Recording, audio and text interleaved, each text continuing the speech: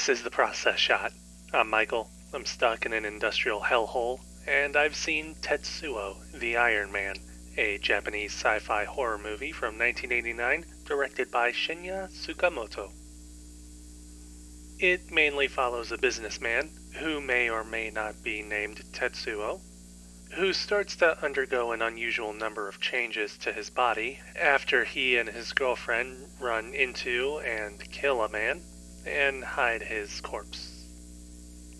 That man, described as a metal fetishist, almost seems to be exacting his revenge by putting his killer through grotesque body transformations, which seem to have a further physical and supernatural effect on the world around him, eventually leading to the fetishist's revitalization and a final showdown between them. At least I think that's what's going on here. It's a bit confusing. And that's not because I wasn't paying attention. Promise. The actual details of the main narrative are presented pretty vaguely and in a straightforward and almost contextless manner. It cuts out any other sort of world building in favor of getting directly into the meat of a scene, even if it means introducing a concept or event with no warning and leaving both the characters and the audience scrambling to figure out just what exactly is happening.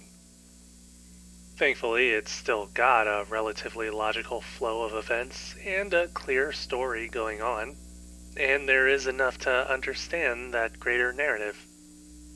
It just moves so quickly through introductions of new ideas or images that it's easy to get swept up in confusion. Furthermore, there are some thematic ideas within the story that are also swept up by how quickly everything moves along without any context. One of the more prominent ideas is the spread of industry and machinery and its impedance on what is otherwise a suburban environment far from where those sorts of factories would necessarily exist. Somewhat reflected in how the metal fetishist virus starts small, but soon has a severe impact on those who are affected. Watching the movie with that context does give it a bit more strength, but without it, you might only see a bunch of crazy stuff going on. That might still be up your alley, but there's definitely more than one way to watch this film. Ironically, the hyper-stylized technical elements almost make the only way to watch the movie a mixture of confusion and awe. Almost every frame of the film does something to heighten the unbelievable aspects of this world. Cinematography brings close-ups of metal objects with grotesque details, or crowds in a frame entirely with random scraps, save for slight movements somewhere in the background. Editing is where things really ramp up, with some scenes of stop-motion cutting, as if characters are moving at high speeds. These are just extreme examples, though. The rest of the film does have excellent framing and cutting that creates a world both realistic and entirely possible, yet filled with impossible concepts that cross any and all reasonable boundaries.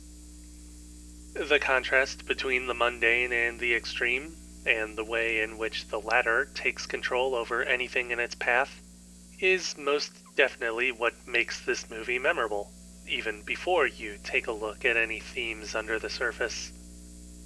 It will definitely be a challenge to get through, but I would say that it's worth it.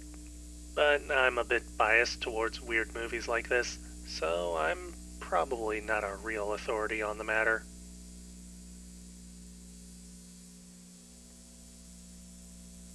Tetsuo, the Iron Man, Shinya Tsukamoto, 1989. 4 stars. I'd recommend giving the movie a try at the very least.